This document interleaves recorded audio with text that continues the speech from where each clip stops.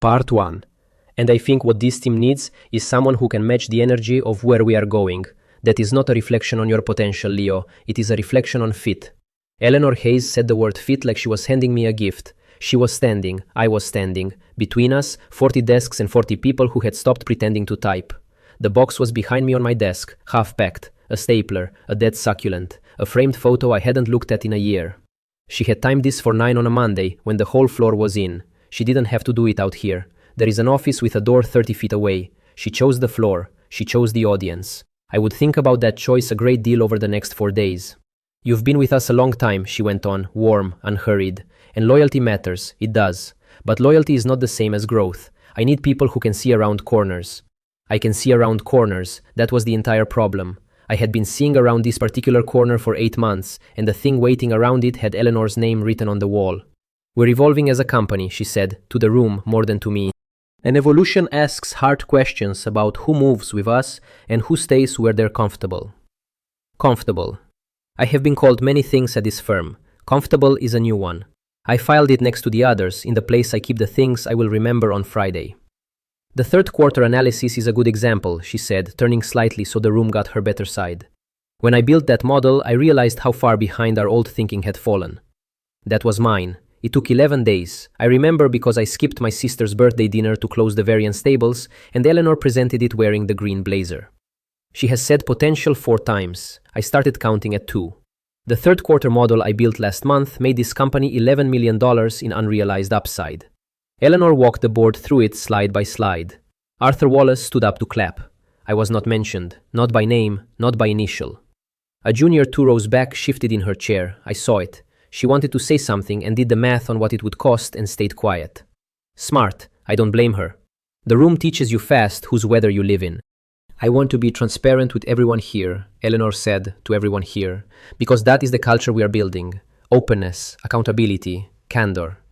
Accountability. She said accountability to a room she was firing me in front of, and not one person laughed. That is real power. I'll give her that much, and only that. There's no easy way to do this, she added, softer now, letting a little weight into her voice. The practiced weight of someone who has decided her own difficulty is the tragedy of the morning. There is an easy way. It's called a closed door and a quiet conversation. She knew the easy way. She wasn't after easy. She was after theater, and the theater needed a witness list. So, Leo, she let my name sit for a second, the way you set a full cup on a table without spilling. We're going to part ways. HR has your paperwork ready. I want to thank you for your years of service. Somewhere to my left, a phone buzzed and was silenced fast, like the owner was embarrassed to still have a life while this was happening to me. I looked at Julian, 2 desks over. 11 years of shared lunches, of covering each other's blind spots, of him telling me after 3 beers that I was the smartest person on the floor and the worst at ever saying so out loud. Julian was looking at his monitor, a spreadsheet. He was not reading it. I know the difference between a man reading numbers and a man staring at a wall of them so he does not have to lift his eyes. His cursor was not moving. It had not moved in a while. Look up, Julian. That's all it would cost. Not a speech, not a stand, just your eyes, once, so I know the last 11 years happened to a person and not to a function. Just look up. He did not look up. Do you have anything you'd like to say? Eleanor asked, gently. The gentleness was the knife. She wanted the break. 40 people wanted the break. The whole morning had been engineered to arrive at the moment where the quiet man finally makes a noise. Here is what I had to say. The holding vehicle has been ready for 6 weeks. Every share this company is about to shed, I have already decided where it lands. You are firing the one person in this building who knows to the hour what the next 72 hours cost. No, I said.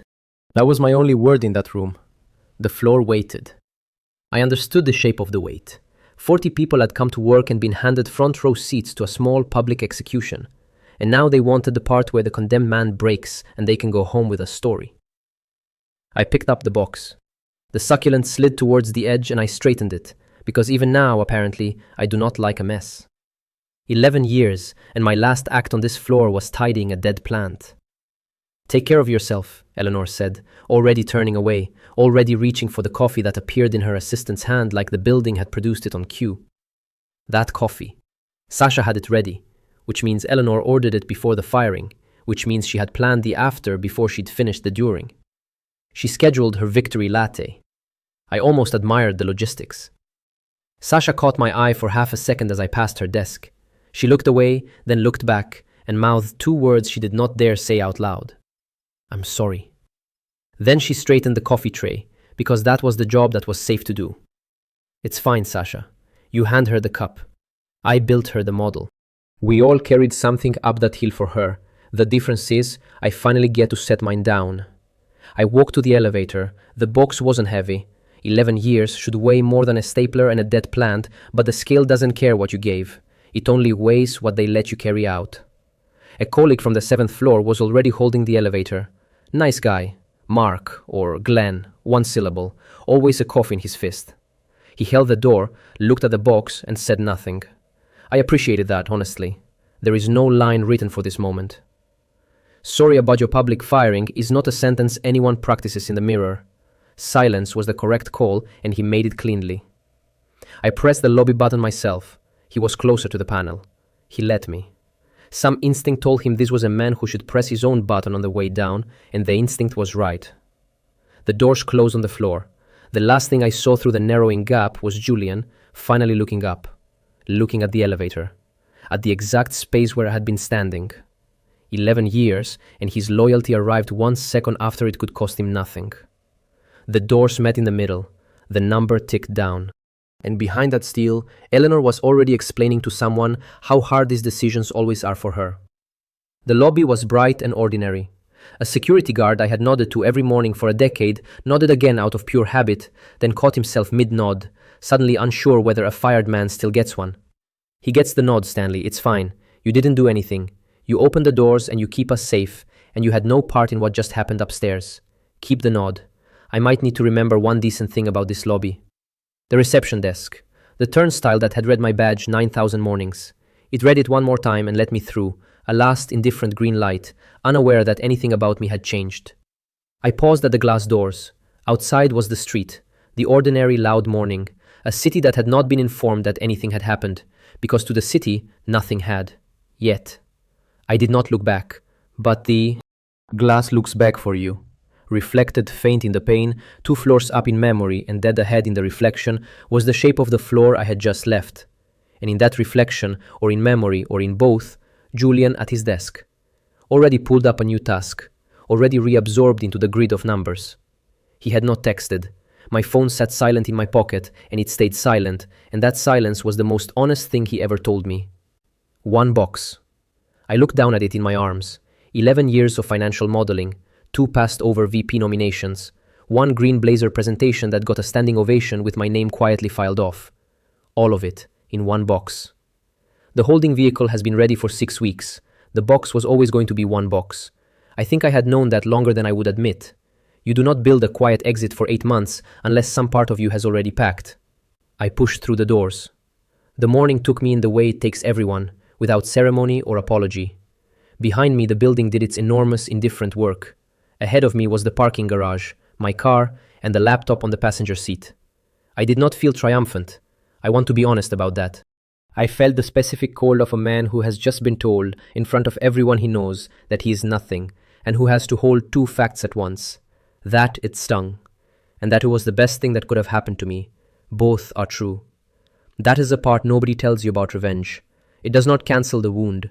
It only decides what the wound is going to build. I crossed the street. The garage swallowed the daylight 1 ramp at a time, until the sun was a rumor, and the air went to concrete and cold engine oil, and the particular hush of a place designed for leaving. My car was on level 2, in the space with my name still bolted to the little sign, Ethan Cole. Facilities had not gotten to it yet. Facilities moves slower than Eleanor. By Friday, that sign was going to be a small and very specific pleasure. I set the box on the back seat, where it could ride home like a passenger I did not feel like talking to. Then I got in behind the wheel, and I did not start the engine. I opened the laptop and rested it on the wheel. The screen woke. The parking level was dim and empty, and for these few minutes, entirely mine. For the first time all morning, I was somewhere the audience could not reach. The acquisition platform loaded. It has a cheerful little banner across the top because someone in product design decided that moving other people's fortunes should feel friendly and warm. Good afternoon. Ready to invest? I am. I did not hesitate.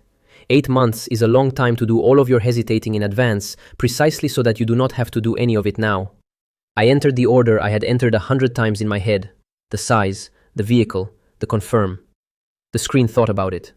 A small bar filled from left to right, the least dramatic animation ever built for the most consequential thing I have ever done in my life.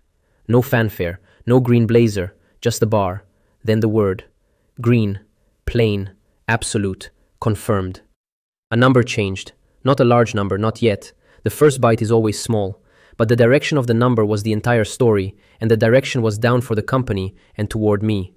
Eleanor was, at this exact moment, roughly 4 minutes into that coffee, explaining to someone how these decisions are never, ever easy. She had no idea a decision had just been made that she would not walk into until it was a wall. I closed the laptop. The garage was dark and cool and silent, and I let myself sit in it for 1 long minute before I turned the key. I sat with both hands on the wheel and let myself have exactly one thought, the one I had been saving, the one that had kept me quiet through the whole performance upstairs. Monday. They think the story ended today, on their stage, with their audience, with the quiet man carrying his box to the elevator. They think Friday is just another square at the end of the week. It is not. Friday is the door. And I have the only key, and I have had it for 6 weeks. And this morning, the woman who runs that building handed me the last thing I still needed, the legal right to walk through it.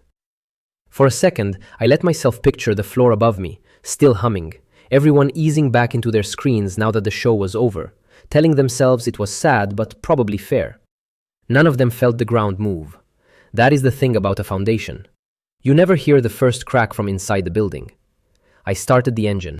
The number was already working while I pulled out of the space. It would keep working while I ate, while I slept, while Eleanor toasted herself. That is the difference between a man who reacts and a man who prepared. One of them needs the room, the other one already left it and took the door with him. Monday, 4 days. Part 2.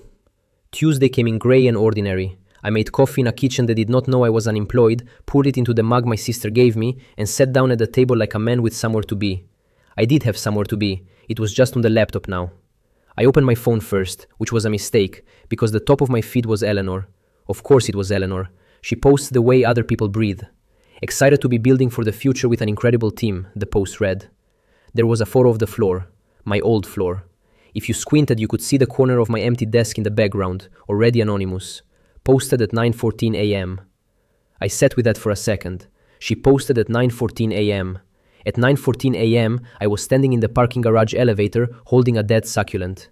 She was already looking ahead. I have always admired how forward-facing she is.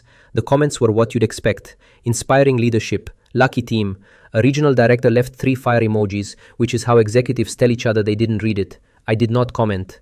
I am building for the future too. I just don't post about it. I put the phone face down and opened the laptop instead. And the laptop had better news, the kind with no emojis. The truth is, I had gotten very good at doing nothing that looked like something. To the world, I was a fired man drinking coffee. Underneath, a machine was running, and my only job was to keep my hands off it. The acquisition platform came up with its relentless good cheer. Good morning, your portfolio is on the move.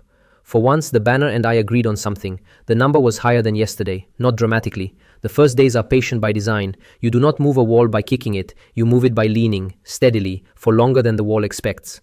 A little more of that building belonged to me this morning than it had last night, quietly, legally, under a name that was mine but did not look like mine on any screen Eleanor would ever open. I watched the figure tick for a while, not because it needed watching, but because it was the only honest conversation I'd had in 24 hours. There you are, I said to it out loud in an empty kitchen. First words I'd spoken since no. They felt better. Then I closed the laptop. That was the whole discipline of the week, right there. Open it, confirm it, close it.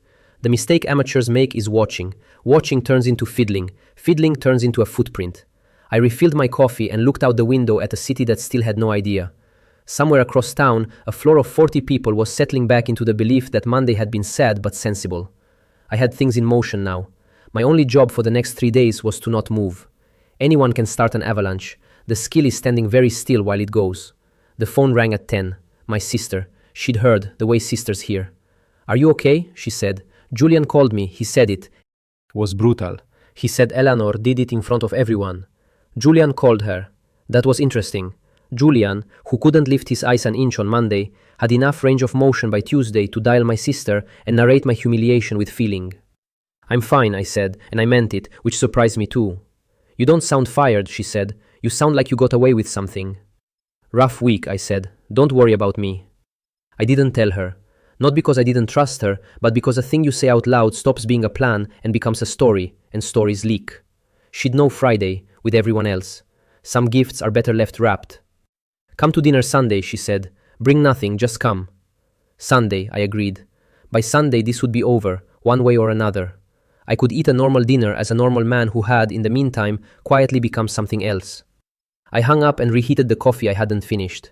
A headhunter emailed 20 minutes later, having smelled blood in the water with admirable speed, offering to explore opportunities aligned with my trajectory. My trajectory, if he only knew the trajectory. I did not reply. You don't take a lifeboat when you own the shipyard. I just didn't own it yet. I owed a little more of it than I had at breakfast, and that was the only appointment on my calendar that mattered. Across town, Julian was learning how still I'd left things. It was a strange kind of ownership, the quiet kind, the kind that does not announce itself in a title or a corner office. But it was the only kind that had ever survived contact with Eleanor Hayes, because she could not see it arrive. He got in at 8, the way he always did, coffee in the left hand, badge in the right, the choreography of a man who believes his life is a routine and not a decision. He sat at his desk. 2 chairs down, Leo's chair was empty, and he made a point of not looking at it.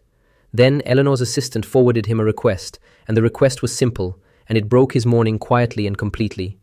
Rework the third quarter follow-up. Client wants it by Thursday. Easy, Julian said, to no one, the way you say easy right before something is not. He opened the shared drive. He navigated to the folder he'd navigated to 1,000 times, the one that lived under Leo's name, the deep well everyone on the floor drank from without ever thanking the well. The folder was empty. He blinked at it. He refreshed. Still empty. Not corrupted, not locked, not permission denied. Just empty, the way a room is empty after the person is gone and the furniture is gone, and even the outline of the furniture on the carpet has been vacuumed away. He right-clicked. Restore previous versions. The menu thought about it and returned one grey line. No previous versions available. He right-clicked again. People always right-click again. As if the computer might reconsider, might feel the weight of the moment and produce, out of decency, the 11 days of work that Leo took with him when he left. No previous versions available. There is a particular helplessness in clicking the same empty folder twice, as if diligence could summon back what someone else had already erased. It could not. The work was gone because a man had decided calmly to carry it out the door. A colleague drifted over, the way colleagues do when they smell someone else's problem. Hey, where's the third quarter build? Eleanor wants the numbers refreshed. I'm pulling it up, Julian said. He opened the folder so they could both look at nothing together. The colleague looked at the empty folder, then at Julian, then at the empty chair 2 seats down. Some equation completed itself behind their eyes, quietly, and they did not say the answer out loud, because the answer was rude. Maybe it's archived, the colleague offered kindly, the way you offer a blanket at a scene of an accident. Maybe, Julian said. The colleague walked away. Julian stared at the folder for a while, then he closed it. He did not open it again for the rest of the day. Some doors, once you've seen what's behind them, you leave shut. He tried to rebuild it himself, of course. He told himself Leo had wiped the files out of spite, and the story fit neatly enough to wear for an afternoon. It kept out none of the cold. What it kept out was the other thought, about whose judgment the floor had quietly run on. He had an old client output in an email chain somewhere, a PDF export from 2 quarters back. He opened it and looked at the numbers and understood, slowly, that a finished chart tells you where a plane landed and nothing about how to fly one. The logic that produced those figures was gone. The assumptions, the linked tabs, the 11 days of judgment buried in 100 cells that had never been written down anywhere except in the head of the man he would not look at on Monday. By 2 o'clock, a second person came by. Eleanor's asking about the third quarter refresh, they said. She wants it clean for Wednesday. It's in progress, Julian said. In progress. The 2 words that mean nothing has happened and everyone involved knows it. Cool. She said you'd have it handled. A small smile, not unkind, just the smile of someone glad the problem had a different owner. They left. Handled. Eleanor had told the floor Julian had it handled. Somewhere in the last day, he'd been promoted from silent bystander to sole load-bearing wall, and nobody had asked whether the wall was rated for the weight. He told himself Leo had deleted the local copies out of spite, petty, immature, the kind of thing a small man does on the way out the door. It was a comfortable story, and he wore it like a coat all afternoon, and it kept out exactly none of the cold. Because here was the part the story didn't cover. Julian now had double the work and none of the tools. Every model the floor relied on had lived in one head and one folder, and this morning the folder went dark and the head stopped answering. His silence on Monday had been free. The cost of his silence was becoming legible, line by line. On Monday it had been free. By Tuesday it was a client deadline he could not meet and a folder he could not fill, and something told him the bill had only started to itemize. It was starting to have a price, and the price had a due date, and the due date was Thursday. Upstairs, Eleanor had a smaller version of the same morning, though she'd have died before calling it that. She had a meeting at 11. 4 people, a small conference room, a routine internal review. She walked in polished, because polished is a discipline for Eleanor, a thing she does the way other people floss. So the headline, she said, clicking to the first slide, is that we're outperforming our own third quarter guidance, and the structure underneath is holding better than the market gives us credit for.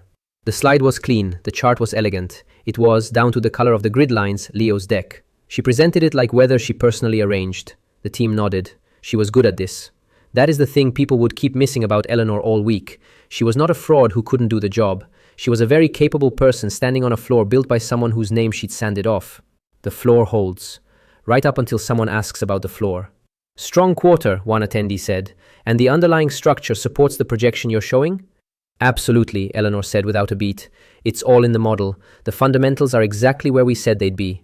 Good, the attendee said, because the board's going to want the sensitivity ranges Wednesday, Edward especially. Something moved behind Eleanor's eyes and was gone before anyone but a camera would catch it. They'll have everything they need, she said, smiling. We are in very good shape. Sensitivity ranges. The part of the model that isn't a picture. The part you can't nod your way through. The part that lived, like everything else, in a folder that had gone dark that morning. It was the right answer at the altitude of that room. It was adjacent to correct. It was the answer of a pilot who can fly the plane beautifully as long as no one asks her to explain the engine. No one in that room asked about the engine. That question had a name, and the name was Edward Wang, and he wasn't scheduled until Wednesday. The meeting ended warm. Handshakes, a joke, the easy generosity of people who think the ship is fine. Eleanor gathered her things with a small glow of a woman who had, once again, made it look effortless.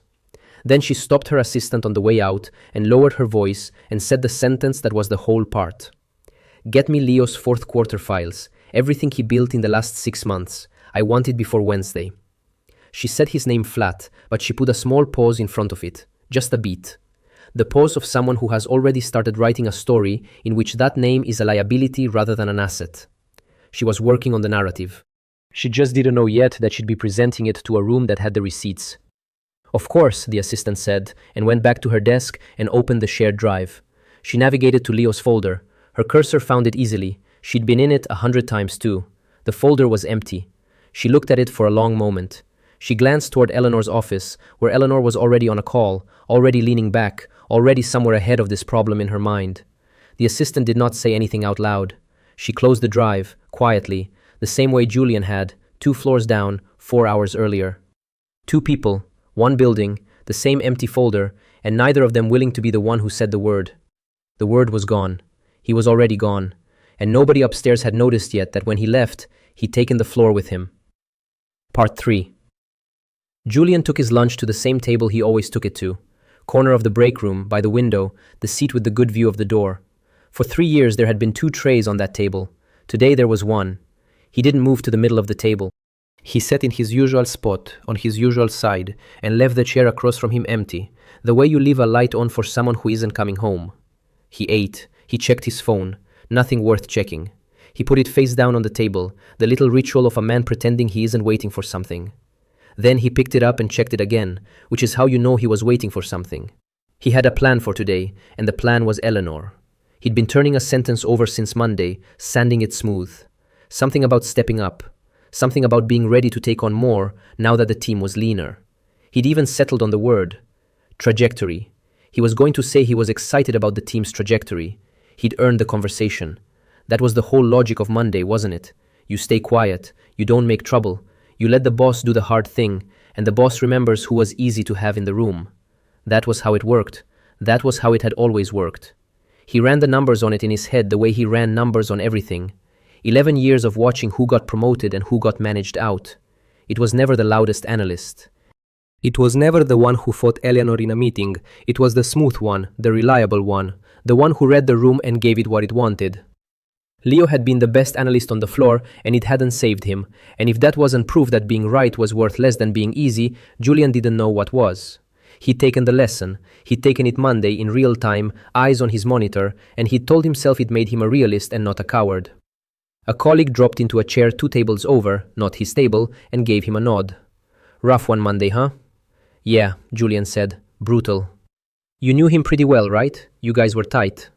"We sat near each other," Julian said, which was a strange way to describe 11 years, and he heard himself do it, and he didn't correct it.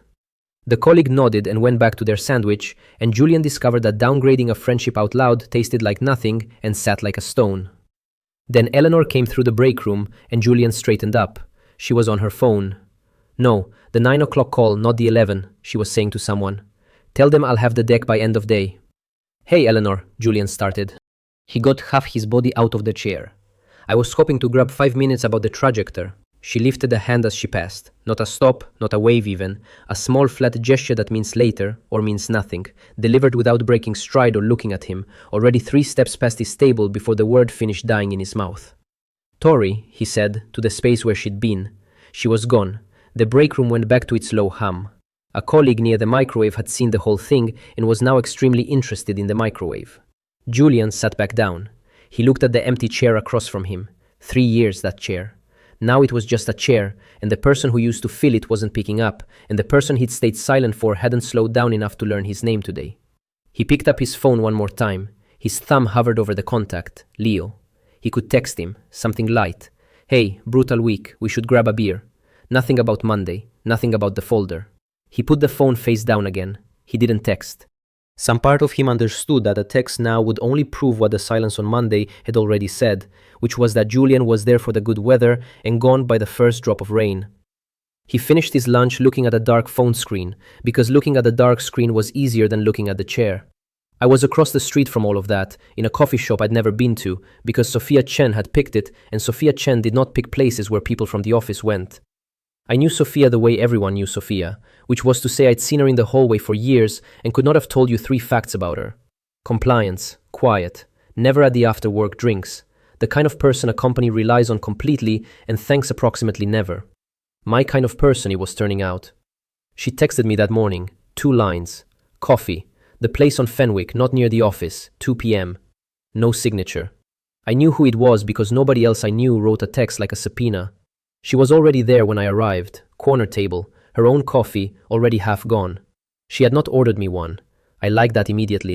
Buying a stranger a coffee is a small purchase of goodwill, and Sophia was not in the market for goodwill. I got my own coffee and sat. She waited until I was settled, until the small business of sitting down was over and there was nothing left to do but talk. She was not going to compete with a chair for my attention. I sat down. She looked at me the way an auditor looks at a number that's the right size but the wrong shape. "Are you doing anything that isn't legal?" she said. No hello, no how are you holding up. Just the question, laid flat on the table between us like a document I was expected to sign. "No," I said. "Every share is bought through a registered holding vehicle. Every filing is on time. You can read the structure." I turned my phone toward her and showed her. Not the size, never the size, just the shape of the thing. The vehicle, the rift, responses, the legal spine of it with the numbers left off. She read. She did not skim. She read the way she probably did everything, all the way down, 1 line at a time, for about 60 seconds that I spent looking at my own coffee, so I wouldn't look like a man waiting for a verdict. "Okay," she said. That was it. Okay. She didn't ask a follow-up. She didn't ask how big. She didn't ask why or since when or what I wanted from her. She had asked the one question that mattered to her, gotten an answer she believed, and closed the file. Then she reached into her bag and slid something across the table. A USB drive, plain, black, the least dramatic object in the room. "Authorship metadata," she said, "creation timestamps. Every model the board saw last quarter, matched against who actually built it and when. It's cross-checked against the submission logs, so it isn't just your word. The timestamps speak for themselves." I looked at the little black drive. I did not pick it up right away. "Why do you have this?" "I flagged the discrepancy 3 months ago," she said, already reaching for her coat. "Nobody answered the flag, so I kept the record. The record was wrong, and somebody needed to keep a right one." She stood. She put one arm in her coat, then the other. "That's it?" I said. "That's it," she said, and she left. She didn't look back. She didn't wait for a thank you. She didn't tell me to be careful or good luck or you didn't hear this from me. She walked out the door and turned left and was gone, and the little bell over the door did the only sentimental thing that happened in the entire meeting. I sat there with a USB in front of me. She said the timestamps speak for themselves. She did not say goodbye, and somehow that was the most reassuring thing anyone told me all week. She ordered a coffee, asked me one question, listened for about 11 seconds, read for about 60, said okay, slid a chain of custody across the table, put on her coat, and left. I have been in this industry for 11 years. I have never had a cleaner meeting in my life. And she wanted nothing. That was the part I kept turning over. Not credit, not gratitude, not a place on the lifeboat. She wasn't helping me. She'd made that very clear by never once being warm. She was correcting a record, and I happened to be standing next to the correction. I thought about what it had cost her to sit at that table. She'd flagged a discrepancy 3 months ago and been ignored, which meant she now knew, from experience, that reporting the truth through the proper channels got you nowhere. So she'd done the other thing. She'd kept a private copy and waited for someone who could actually use it. That is not a small professional risk. That is a career held very lightly in one hand. She hadn't done it for me. I want to be precise about that, because it's the whole reason it worked. If she'd liked me, if she'd felt sorry for me, a good lawyer could make her look like an ally with a grudge. But she didn't like me, and she felt nothing for me, and she'd said so with every flat syllable. She was the perfect witness precisely because she was the coldest person in the room. I picked up the USB and put it in my inside jacket pocket, over the left side, where you'd keep something that mattered. Here is what changed in that coffee shop, and it changed without a single voice being raised. Until an hour ago, everything I knew about who built those models was my word against Eleanor's, and my word was the word of a man she'd just fired for underperformance. Now it wasn't my word. It was a timestamp, held by someone with no reason to lie for me, and every professional reason not to. The trap didn't need me to spring it anymore. It just needed the right room and the right day. Both were coming. One of them was tomorrow. I finished my coffee. I didn't linger. Sophia wouldn't have lingered, and it felt right to match her on the way out. Back in the building, Eleanor was preparing to walk into that room without any idea what was waiting in my jacket pocket. She had Leo's slides open in her office. Deck after deck, the quarter laid out in his clean grid lines. She knew every conclusion by heart. She'd presented them all before. She could tell you exactly where each line landed. What she couldn't tell you was why. She scrolled to a projection and looked at it and knew it was right without knowing how it got right. The assumptions underneath were a locked room, and the only man with the key had walked out Monday carrying a dead plant. She closed one slide, opened the next, closed it. This was preparation the way memorizing a speech in a language you don't speak is preparation. You can perform it beautifully, right up until someone in the audience answers back. She practiced the line out loud to the empty office. The sensitivity ranges hold across all 3 scenarios, which is what gives us confidence in the downside case. It sounded good. It sounded like her. She'd heard Leo say something like it once, and she'd kept the shape of the sentence and thrown away the reasoning that earned it, the way you might keep a beautiful door and lose the house. If anyone asked her which 3 scenarios or why those 3, she had the deck. It's all in the deck. She'd said that this morning and it had worked, and she was building a small false religion on the fact that it had worked. The alternative was admitting she'd walked a man out the door on Monday who was the only reason any of these numbers meant anything. She buzzed her assistant. Get Sophia Chen on the phone. Compliance. I've got a formatting question on the 4th quarter model. A formatting question. That was the fig leaf. Eleanor had decided, somewhere she wouldn't admit even to herself, that she needed someone who understood the actual machinery, and the only safe way to ask was to pretend the machinery was a font. The assistant dialed Sophia's extension. Down the corridor, at Sophia's desk, the extension light began to blink, and Sophia was right there, coat on, walking past it, close enough to touch. The voicemail greeting picked up.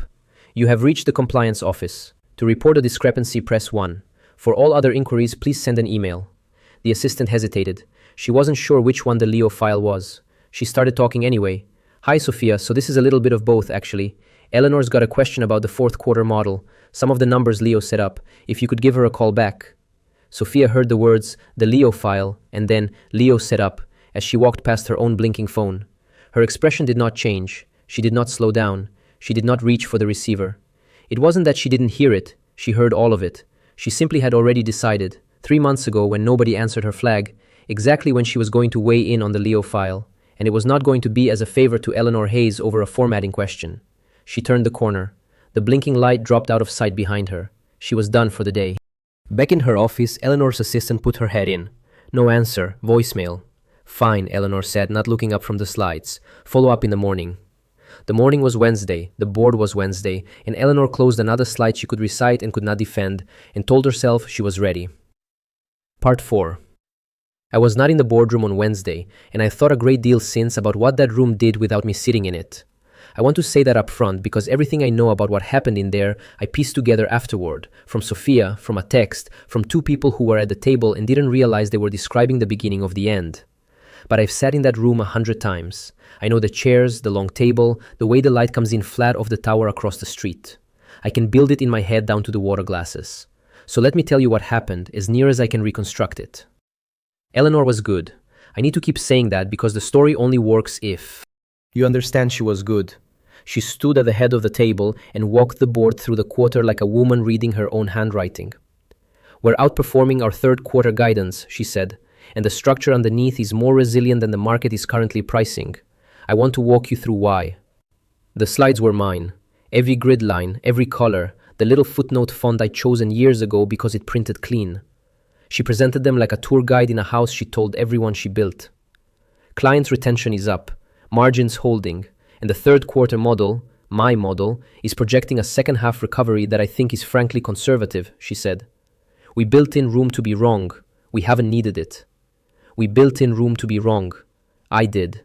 I built in that room, 11 days of it, because the recovery assumption was the riskiest thing in the file and I wanted a cushion under it. She'd kept the cushion and forgotten it was load-bearing. The board nodded along. Arthur Wallace at the far end, comfortable, proud of her. This was the show he liked. Eleanor in control, numbers going the right way, no surprises. Arthur does not enjoy surprises. Remember that, it matters Friday. There was a woman from the audit side, newer, who I'd never met but who I'd have liked, because she was reading the slides instead of watching Eleanor perform them. She had a pen out. She wasn't the danger, though. The danger never bothers with a pen until the end. Then Edward Wang asked his question. Edward is not loud. He's the quietest man on that board and the one everyone watches, because he only speaks when he's found the loose thread. He'd been watching Eleanor's numbers for 2 years. He tapped his pen once and said, on the downside case, what's the assumption driving the recovery in the second half? The model's leaning hard on that variable. One sentence, simple, the kind of question you can only answer if you build the thing. And Eleanor didn't build the thing. Here is the gap where I used to stand. For years, when an Edward Wang question landed, Eleanor would glance down the table and I'd give her the answer, quietly, and she'd say it back like it had been hers all along. That was the arrangement. I was the assumption behind the variable. I was the thing driving the recovery in the second half. But I was in my apartment making tea, and the table was one man short, and the man it was short was the only one who knew. That's a great question, Eleanor said. That's a great question is what people say to buy 3 seconds. I've used it myself. It means the meter is running. The recovery assumption is built into the sensitivity ranges, she went on, smooth, and those hold across all 3 scenarios, which is exactly why we're confident in the downside. It sounded like an answer. It had the music of an answer, but Edward had asked which assumption, and she told him where it was filed, not what it was. She'd handed him a drawer instead of the thing in the drawer. Edward looked at her for a moment. He is a patient man. Right, he said, but specifically, the recovery variable. What's the number and where does it come from? There it was. No drawer left to point at. He hadn't asked where the answer lived. He'd asked what it was. There is a whole career between those 2 questions, and Eleanor had spent hers on the wrong side of it. A silence opened up in the room. Not a long one. 2 seconds, maybe 3. But boardrooms are quiet places by nature, and in a quiet place a 3-second silence has weight, and everyone at that table felt the weight even if they couldn't have told you why. I'll circle back on that, Eleanor said. She said it perfectly. No stammer, no flush, the composure fully intact. She said, I'll circle back the way people say it when they mean, I have no answer and I am praying you forget you asked. Then she clicked to the next slide, which was titled Strategic Vision for the First Quarter, and started talking about the future, because the future is the one place you can't be asked for a footnote. And Edward Wang picked up his pen and wrote in his notebook. Sophia texted me that evening. 3 lines, of course.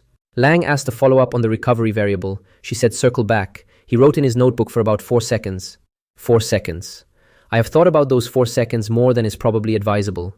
4 seconds is not a reminder. A reminder is 1 second. Call Eleanor. 4 seconds is a sentence. 4 seconds is a man writing down not the question, but what the non-answer told him. In my professional experience, when Edward Wang writes for 4 seconds after you say, "I'll circle back," it is not a good 4 seconds. Nothing else happened in that room. That's the thing people miss about how competence actually dies. There was no gasp, no confrontation, no phone hitting the floor.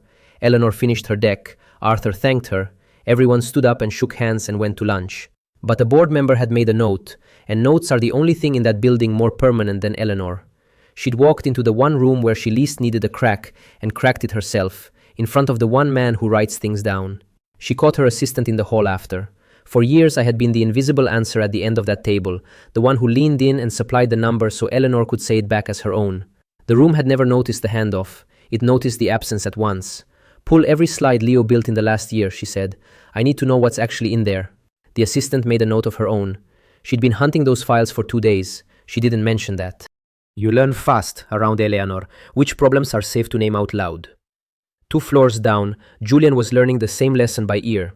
He was walking back from the printer, not thinking about anything, when he passed 2 colleagues by the window and caught the middle of their conversation. "Been dropping since Monday," one was saying. "Like 30%. That's not a normal week." "Could be a market thing," the other said. "Could be, or somebody knows something we don't." Julian slowed down. He didn't stop, didn't join, just eased off the accelerator the way you do when a word snags you. 30%. Since Monday. Somebody knows something we don't. And then a memory arrived, uninvited, the way the important ones do. Monday morning, before the firing, before any of it. He'd passed Leo's desk with 2 coffees, and Leo had been looking out the window, and he'd said something Julian had filed under small talk and forgotten by lunch. "The building's going to look very different by the end of the week." Julian had laughed. He'd thought Leo meant the renovation on 4. He'd said something like, "Yeah, they're finally fixing the elevators," and Leo had smiled and not corrected him. "The building's going to look very different by the end of the week." He walked past his own desk, actually past it, 3 steps too far, so that he had to turn around and come back, like a man who'd forgotten where he sat. He sat down, he opened his phone, he typed 1 word in the message field. Leo.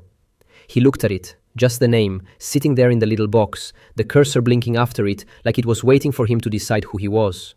What would he even say? "Hey, I stared at my keyboard while she fired you, and then told a colleague we just sat near each other, but also, quick question, are you the reason the stock is down 30%? There's no version of that text that isn't a confession. He deleted it, letter by letter, watching the name disappear, until the box was empty again, and he could pretend he'd never typed it. He put the phone face down. He had 2 windows open on his monitor that he was not reading. The 3rd quarter refresh was due tomorrow, and he still didn't have the model, and he was starting to understand, in a low, unpleasant way, that tomorrow and the model were never going to meet. And under that, quieter, a worse thought. If the stock was down 30% since Monday, and Leo had said the building would look different by Friday, then Leo had known. Which meant Monday's firing hadn't landed on a victim, it had landed on a man who was already halfway out a door of his own making, and Julian had stayed silent to protect a boss who was, right now, 2 floors up, unable to answer a single question about the work she'd fired that man for. He didn't have the shape of it yet. He just had the discomfort, the way you feel weather changing in an old injury before the sky does anything. He pulled up the client email chain again and read numbers he couldn't rebuild, and told himself it was a market thing. I crossed my own small threshold that afternoon, quietly, in my kitchen, with the kettle on. The platform was open on the counter where I had left it, the number sitting there patient and green in the morning light. The number had been climbing all week, patient, and now there was a new line on the screen I hadn't seen before, a little system notice that the software generates when a position gets large enough to matter to regulators. Notification, 10% ownership threshold crossed. 10%. In the literature, crossing the 10% threshold is described as a significant milestone, a material position, the point where you stop being noise in someone's cap table and start being a name they have to know. I had been awake since 5:42 that morning. I was standing in my socks. The kettle clicked off and I was making chamomile tea because I'd read that chamomile helps you sleep and I wanted to sleep well the night before Thursday. I looked at the words significant milestone and I looked at the tea and I stand by all of it. I did not celebrate. There was nothing to celebrate yet, only to continue. 1/10 of that building was mine now, bought a quiet slice at a time from people dumping shares they thought were falling for reasons the market couldn't name. The market couldn't name the reason because the reason was standing in his kitchen waiting for water to steep. There's a version of this where I feel powerful. I keep waiting for it and it keeps not arriving. Mostly what I felt at 10% was tired and careful, the way you feel carrying something full to the brim across a room. You don't think about how much it's worth, you think about not spilling it before you set it down. Friday was the table. I just had to not spill it before Friday. I closed the laptop. That was the whole discipline, still. Open, confirm, close. That was the whole discipline of the last stretch, and it was harder than any of the work that came before it. Building the position had been arithmetic. Carrying it steady for one more day, while my name took fire across town, was not. I took my tea to the window and looked at the city, and somewhere across it, Eleanor was at her desk doing the opposite of resting. Her assistant had finally found the files, an archived copy, dragged out of some backup that had escaped the purge. Eleanor opened one of my models. The real one, the working file, all the link tabs and the assumptions live. She read it for 30 seconds. I wasn't there, but I know exactly what those 30 seconds looked like, because I know exactly what's in that file, and I know it is not readable in 30 seconds by someone who didn't build it. It is barely readable in 30 minutes. It is a machine, and she was looking for a light switch, and there wasn't one, because I don't build for people who need light switches.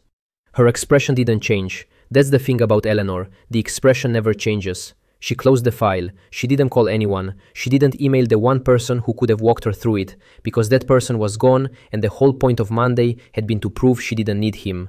Then her phone lit up on the desk, a text from Arthur Wallace. Good presentation today. One small note. Lang had a follow-up on the recovery variable. Did you ever get him an answer? She read it. She looked at it for a while. Then she turned the phone face down on the desk, the same gesture Julian had made 2 floors below at almost the same hour. 2 people in the same building were both putting a screen face down because what it said was true and there was nothing to do with a true thing except stop looking at it. Thursday was tomorrow, and I slept, as it happens, very well. Part 5. Thursday morning, a note landed on Eleanor's desk from legal. 2 lines, routine tone, the kind of message that's dangerous precisely because it looks like nothing. There was an open compliance flag. Filed 3 months ago. Subject, document authorship. It had been sitting unanswered in a queue the whole time, the way most flags sit, quietly, until someone decides to be proactive. Eleanor decided to be proactive. I understand why. I have watched Eleanor manage 100 problems, and she manages them all the same way. She gets in front. She calls the meeting. She sets the agenda. She would rather run toward a fire holding the hose than stand still and let someone else decide where the water goes. It had never once failed her. Set up a compliance review, she told her assistant. Full internal, Thursday, 2 o'clock. I want to get ahead of this before it becomes a thing. Her assistant made a note. And loop in compliance directly. I'd rather over-document this than have it look like we sat on it.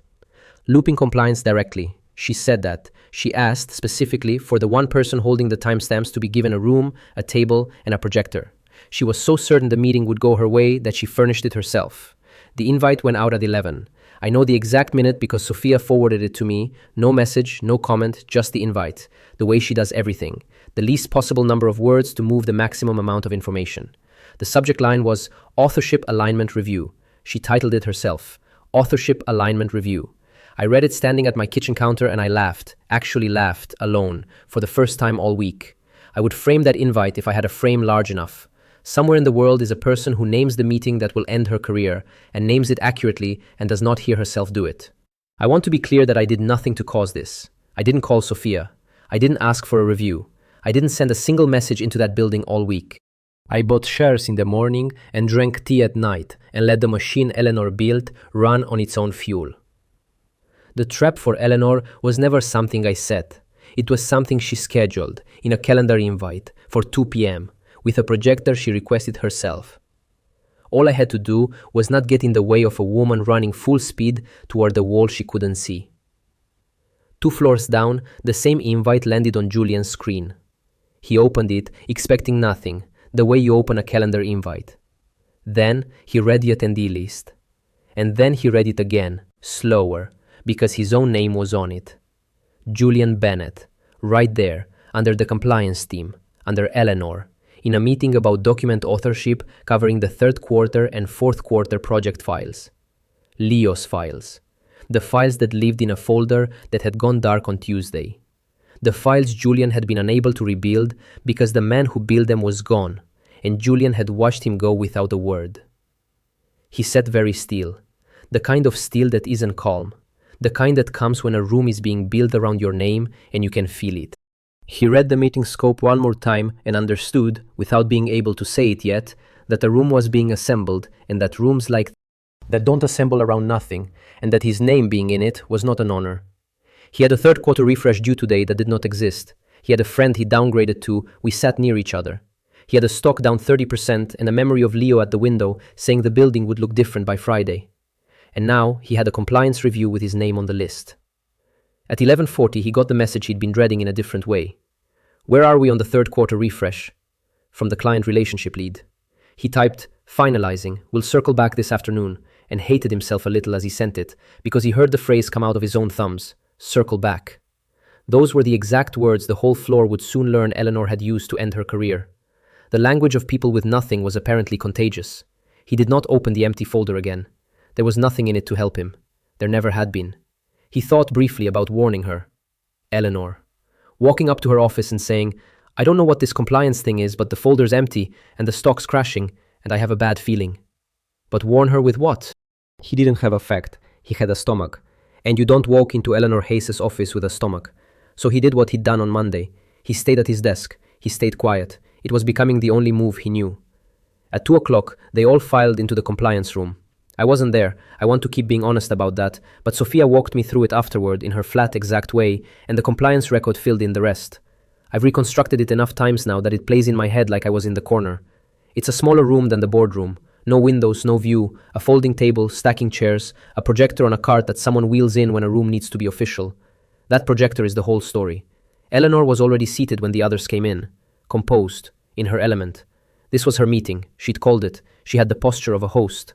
Then Edward Wang walked in. Eleanor had not put Edward on the list. Sophia had. Sophia had added one board member to a routine internal review, quietly, the way you add a load-bearing beam to a structure nobody's inspecting yet. Eleanor's face did not change when Edward entered. But Sophia told me her chair moved. Eleanor shifted her weight, adjusted her seat by an inch, the small physical tell of a person recalculating a room she thought she'd already counted. Edward, she said warmly, I didn't realize you were joining us. Compliance sent it around, Edward said, and sat. He took out his notebook and set it on the table, closed, and rested his pen on top of it. And that closed notebook with the pen on top was somehow the most menacing object in the room. The compliance officer opened it procedurally. A flag had been raised regarding authorship attribution on board-submitted models. The purpose of the meeting was to review and resolve. Then Sophia stood up and connected her drive to the projector. She didn't make a speech. Sophia has never made a speech in her life. She put 2 columns on the screen. The left column was headed Document Author, Original File Metadata. The right column was headed Board Submission Author, Credited. And then the rows. Row 1, Leo Sterling, Eleanor Hayes. Row 2, Leo Sterling, Eleanor Hayes. Row 3, Leo Sterling, Eleanor Hayes. It went down the whole screen like that. The same name on the left every time. The same name on the right every time. A quarter of work, line by line, built by one person and delivered under another's, and the columns didn't argue about it or editorialize or get angry. They just sat there, being true. There is a specific silence that happens when a room realizes it is looking at something it can't unsee. The compliance officers, who deal in dry findings all day, went quiet in that particular way. One of them leaned forward slightly to read the timestamps in the corner of each row, and then leaned back because they'd read enough. I have thought a lot about why that screen was so much worse than any speech could have been. It's because a speech can be argued with. A speech has a speaker, and a speaker has a motive, and a motive can be attacked. But nobody made those columns. They weren't Sophia's opinion. They weren't my accusation. They were just what the files said about themselves, and files don't hold grudges. These are creation timestamps pulled from the original files, Sophia said. Flat. 2 sentences, she told me, no more. They're cross-referenced against the board submission logs. The author field on the submitted versions was changed manually before delivery. She looked at the screen while she spoke, not at Eleanor. She was not there to watch Eleanor's face. She was there to put a true thing in a permanent place. The room went quiet. And here is where Eleanor proved she was not stupid, which is the thing you have to understand to enjoy this properly. She did not panic. She did not deny the timestamps. She reached for the move that had worked her whole career. I think this is a mischaracterization, she said, smooth, reasonable, the voice of the adult in the room. These models were developed collaboratively.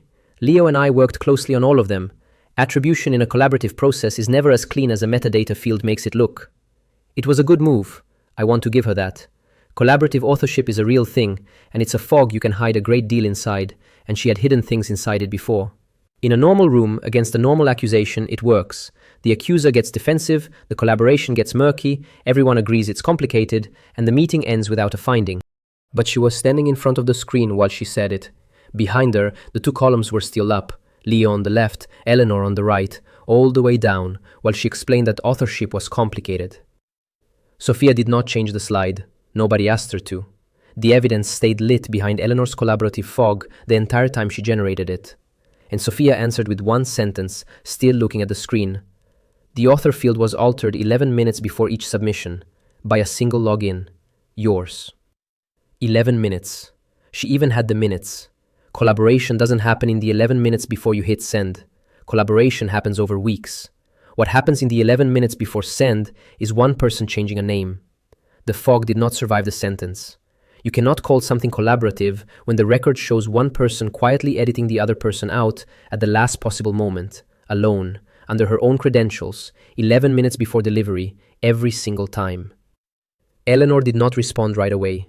That silence, Sophia said, was the longest part of the meeting, and Edward Wang looked at the screen for a long time. He did not speak. He picked up his pen, opened his notebook, and wrote something. 2 seconds. Then he kept the pen and set it down. He didn't need to say anything. He'd asked the question in the boardroom on Wednesday and gotten, "I'll circle back." Now he was looking at why she'd had to circle back. Because the recovery variable and every other variable had been built by a man whose name she'd been erasing 11 minutes before each board meeting for who knows how long. For the record, Eleanor tried, one more time, quieter now, "I'd like it noted that I dispute the framing here. This is being presented without context." "It's noted," the compliance officer said. And that was almost the cruelest part, because "it's noted" is what you say to a complaint you have already decided doesn't change anything. Eleanor had spent a career being the person whose framing won. She had just met a room where the framing didn't matter, because the timestamps had already spoken, and timestamps don't do framing. The compliance officer said the record would reflect the review and the findings, procedural language, the kind of sentence that sounds boring and means permanent. Sophia unplugged her drive. She did not wait for the meeting to end, or for a reaction, or for anyone to thank her, because of course she didn't. The record was filed. Her part was done. She picked up the USB, put it in her bag, and walked out of the room while the two columns were still glowing on the wall behind Eleanor. Someone eventually reached over and turned the projector off. But you can turn off a projector. You cannot turn off a filed compliance finding witnessed by a board member. That was the difference, and everyone in the room felt it, even the ones who couldn't have named it. This was the middle of the week and the middle of the whole story, and it was the hinge everything turned on. Before that room, Eleanor believed she could recover. She'd had a bad board moment. Bad board moments get smoothed over. After that room, she wasn't recovering anymore. She was surviving, or trying to. She'd called a meeting to get ahead of a flag, and the meeting had converted a 3-month-old piece of paper nobody had read into an institutional fact with Edward Wang's signature energy all over it. She built that room. Nobody made her. That's the part I keep coming back to. I didn't put her in front of that projector. She wielded it in herself. Edward Wang walked out of the compliance room and did not go back to his office. He stopped in the hallway, took out his phone, and dialed a number he apparently knew by heart. It rang. Someone picked up. He said 2 words, "I know." Then he hung up. He put the phone in his pocket. He walked toward the elevator and paused, and checked whether he'd actually pressed the call button, because even a man who has just quietly turned against a colleague of 2 years still has to make sure he pressed the button. He had. He waited. A junior analyst passed him and, because people cannot help themselves, said, "Good meeting?" "Productive," Edward said. The elevator arrived. He stepped in. Behind him, down the hall, the compliance room door was still closed, and Eleanor was still on the other side of it, in the room she'd built. She did not know that the most important thing that happened all afternoon had left on 2 legs and a phone call, and was already going down. Friday was tomorrow. Part 6. By Thursday afternoon, Eleanor had stopped trying to explain the compliance finding and started trying to bury it. This is the move I'd been waiting for all week, though I want to be fair to her. From where she sat, it was the right move. It was the move that had always worked. When Eleanor Hayes is cornered, she does not retreat, she files. She had built a whole career on a simple truth about corporate life. The person who documents first controls the story. Fire the problem, then paper the file, so that anyone who looks later sees your version already notarized and waiting. So she wrote a memo. I've read it more times than is healthy, so let me tell you what it was. It was a clean instinct, and it had never once failed her, because the people she papered were never in a position to read the file back. She had no way of knowing that this time it would be read very closely by exactly the wrong person. 3 pages, addressed to human resources, copied to 3 outside law firms, and built to survive a lawyer's reading. Its purpose was to establish, formally and in advance, that any financial discrepancies now surfacing were the fault of one person, the analyst she'd let go on Monday for underperformance. Me. She sat at her desk on Thursday afternoon and read the final paragraph and signed it. She did not hesitate. Hesitation to Eleanor was a tell, and she didn't give tells even when she was alone. She dated it too. At the top of the page, at the bottom of the page, and again in the signature block. 3 separate dates, all reading the same Thursday, all in her own hand. I know this because I would later be looking at those 3 dates for a long time. She was very certain about when this happened. She wanted the record to be very certain too. I keep saying she wasn't stupid, and here's the proof of it, hidden inside the mistake.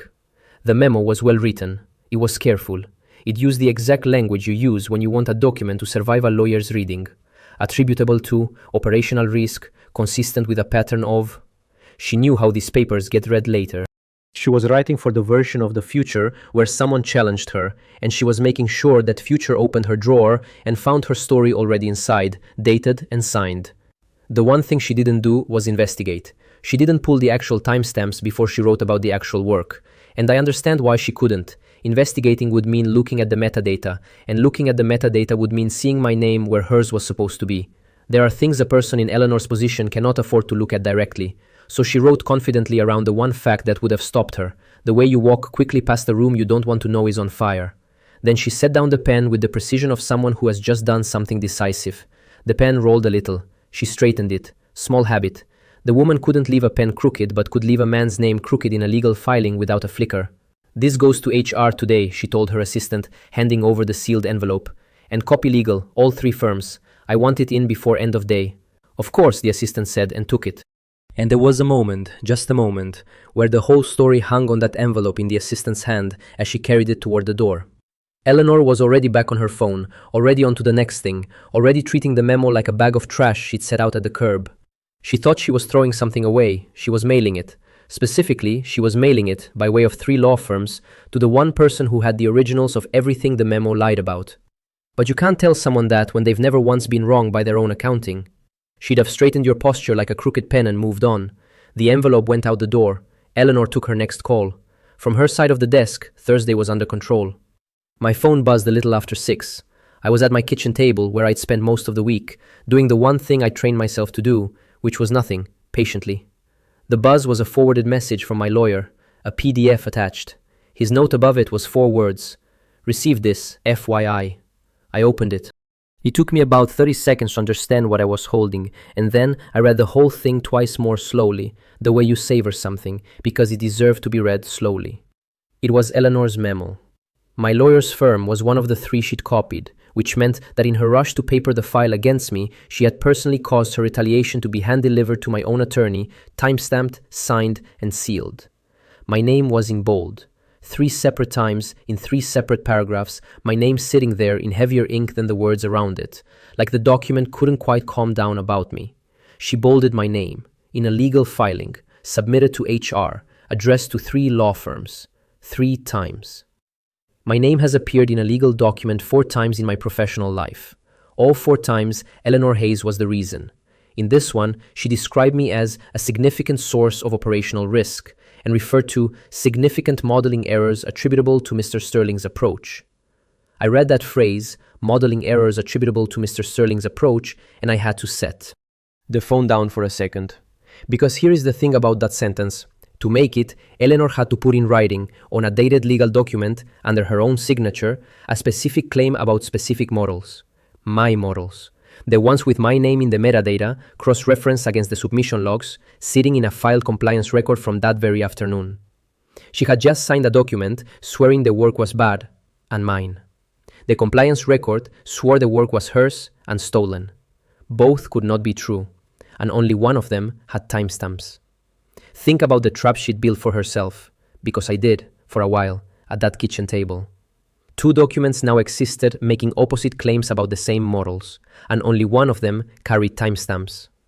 A memo is an argument, a timestamp is a fact. She had signed the argument and mailed it to the man with the facts. To fire me for underperformance, she needed the work to be mine and bad.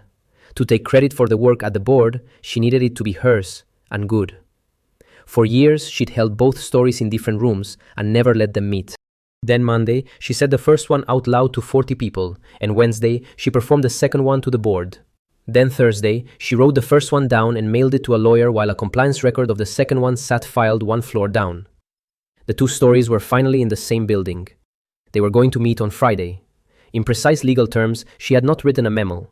She'd written Exhibit A, and she'd mailed it to the plaintiff. I did not smile. I want to be accurate about that, because it wasn't a smile.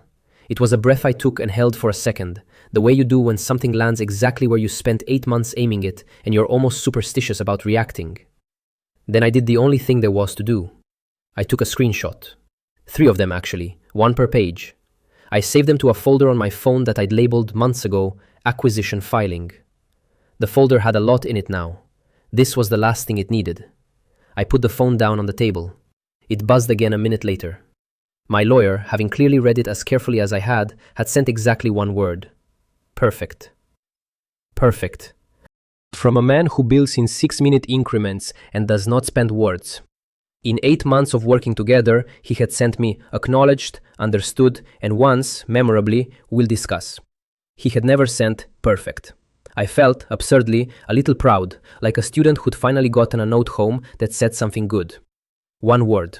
I looked at it and I looked at the dark window, and I understood that the case was closed before it had ever been opened, because the defendant had prepared the prosecution's evidence herself and paid the postage. I didn't stay up. There was nothing left to do, and staying up would only be gloating, and gloating at a kitchen table alone is a sad use of a Thursday. I plugged in my phone. I set an alarm for 7. She just filed the last thing I needed. And I've set the alarm out of habit, the way you do the night before something big.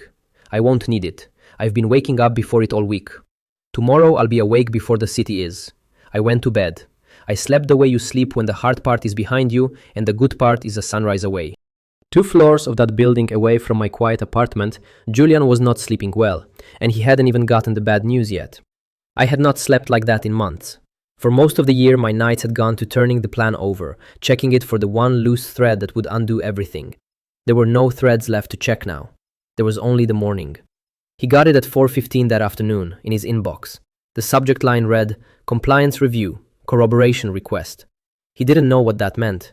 He read the preamble twice. His name was in it, and his role was in it, and there was a paragraph asking him formally to confirm or refute specific claims regarding the work of Leo Sterling. He scrolled to the claim. It was pulled straight from Eleanor's memo, though he didn't know that yet. Significant modeling errors attributable to Leo Sterling's approach. He was being asked whether he could corroborate that characterization, whether he, Julian Bennett, who sat 2 desks from Leo for 11 years, would put his name to the statement that Leo's work was bad. He knew it wasn't. That was the problem. Julian was a lot of things that week. A coward, a silence, a man who downgraded a friendship to a sitting arrangement, but he was not stupid. He knew, the way everyone on that floor secretly knew, that Leo's models were the best thing the firm produced, and that Eleanor had been wearing them like her own clothes for years. He opened the browser tab. He typed, "What is a corroboration request?" The first result was a legal definition, dry and clear, and the word testimony was in it, and Julian closed the tab fast, the way you drop something hot. Testimony. This wasn't office politics anymore. This was the kind of thing with a paper trail and consequences. The kind of thing where the truth eventually shows up and asks what you said when it counted. He opened Eleanor's summons again. It was the kind of thing that leaves a record, the kind where the truth eventually walks into the room and asks each person what they said when it counted. Julian had been answering that question badly all week, and now it was in writing. He read the corroboration paragraph one more time. He closed it. He opened it. He closed it again. He did not reply. He told himself he had time. He told himself he could say he had no direct knowledge, which was technically almost true if you define direct narrowly and looked away from 11 years. He built the sentence in his head. I wasn't involved in the modeling process and can't speak to its accuracy. Clean, deniable. the written version of staring at his keyboard. But it sat in him wrong, the way the coffee table friendship comment had sat in him wrong, the way Monday was starting to sit in him wrong. Because he understood, dimly, that he was being asked to lie about a good man to protect a bad move.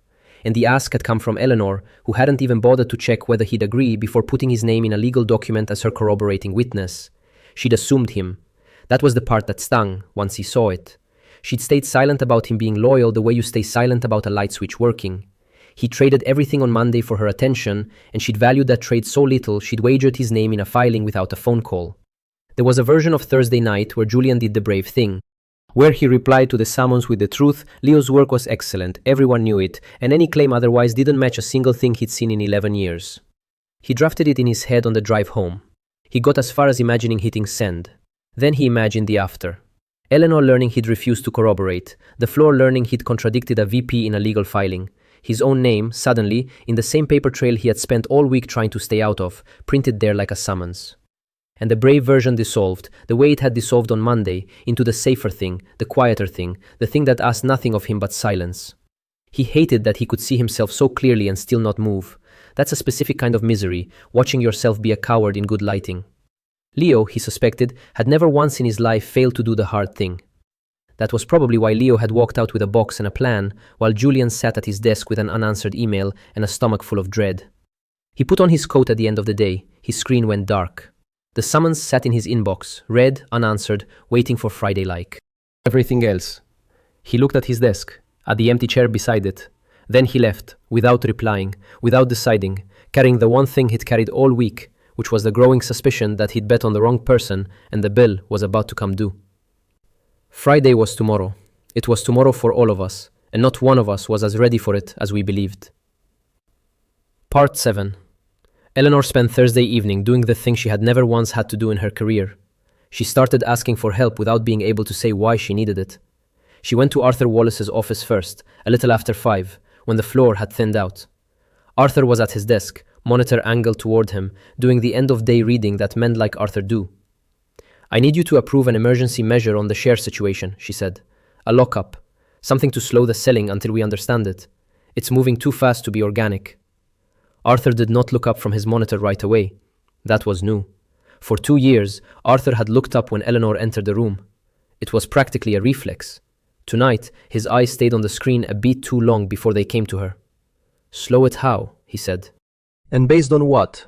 If it's a market thing, a lockup just tells everyone we're panicking." "It's not a market thing," she said. "I don't think it is. I'd feel better if we had something in place before open tomorrow." And there it was, the sentence she couldn't afford to say and said anyway. I'd feel better. Eleanor Hayes did not run a company on how she felt. She ran it on models and leverage and being 3 moves ahead. Arthur had never once heard her ask for something because it would make her feel better. "Let me look at it in the morning," Arthur said. In the morning, the gentlest possible no.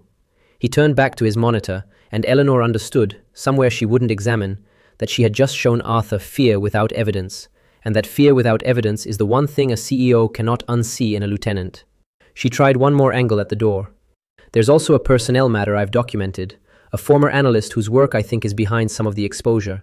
I filed a memo. I want you to have it on record that I flagged this early." "I saw the memo," Arthur said. He still didn't look up. "Sterling, the one you let go Monday." A pause that lasted slightly too long. "Lang mentioned him too, different context." That should have stopped her cold. Lang mentioned him too, different context. If Eleanor had been herself, rested, unafraid, 3 moves ahead, she'd have heard the whole story in those 6 words and known the ground had already moved. But fear makes you deaf to exactly the sentences you most need to hear. She filed it under Arthur being tired and moved on. "Just look at the lockup tonight if you can," she said. "In the morning," Arthur repeated, and this time he did look up, and the look was not unkind, which was somehow worse. It was the look you give someone whose story you've started to check against another one. She'd meant to buy protection. Instead, she'd spent trust. And she'd handed Arthur a whole night to sit with the feeling that something was wrong before whatever it was arrived in the morning.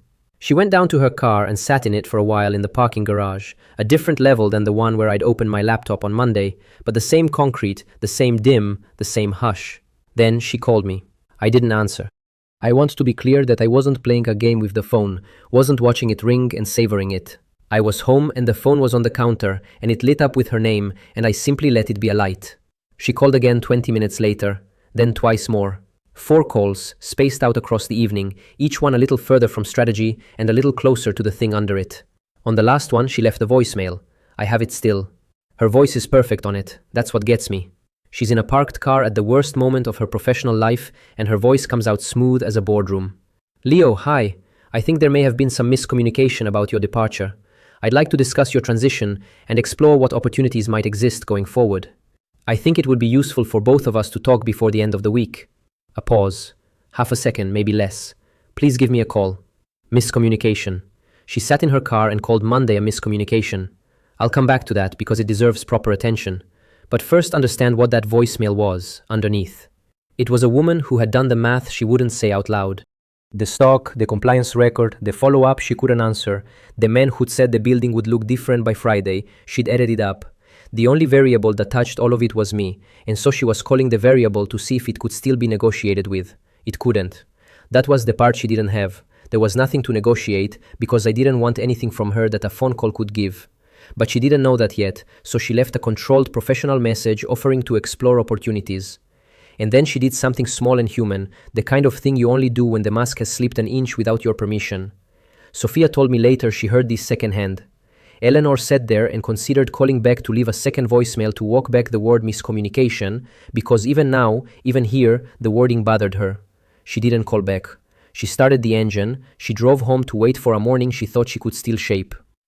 While Eleanor was in her car, Julian was in a small room off the compliance floor, looking at a pen. They'd called him in at the end of the day to formalize the corroboration request. Just a form, the officer said. Standard, a single page. It asked Julian to confirm, in writing, whether he could corroborate the characterization in Eleanor's memo that Leo Sterling's work exhibited significant modeling errors. The pen was already uncapped, lying across the top of the page, the way they leave it when they expect the signing to be quick. Take your time, the officer said. If you can speak to the quality of Mr. Sterling's work, we just need your account here. He tapped the signature box. Julian read the form. He read the line with Leo's name in it. He read the phrase, significant modeling errors, and he thought about 11 years of sitting 2 desks from the best analyst that floor ever had, watching him build things nobody else could build, watching Eleanor carry them into rooms as her own. He picked up the pen. He held it over the box.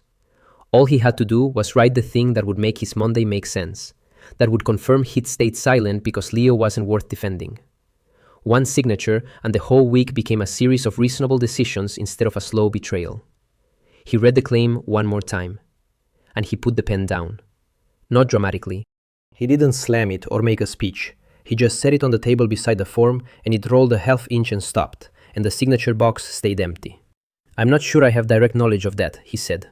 Which was a coward's sentence, and he knew it, but it was a coward's sentence in the service of the truth, and that was more than he'd managed all week. He was not going to defend Leo out loud, but he was not going to condemn him in writing. It was the smallest possible act of decency, and it was the first one he'd done since Monday. The officer looked at him, looked at the form, looked at him again. Then he wrote, in print, in a box built for a signature, the words, "No corroboration provided." That's fine, the officer said, in the flat way of a man who has watched a great many people decide at the last second what kind of person they are. We only record what you're willing to attest to. He didn't push. He didn't need to. An unsigned box says as much as a signed one, sometimes more. Julian understood, watching him write, that he'd just done something with consequences. Not brave, exactly. He wasn't going to stand up in a meeting and defend Leo. He did not have that kind of courage, and he knew it. But he'd been handed a pen and asked to make a lie official, and he'd set the pen down, and in a week where he'd failed every larger test, he'd passed the one that came down to a signature box and a blank. There is a specific kind of quiet in a room where someone has just declined to lie.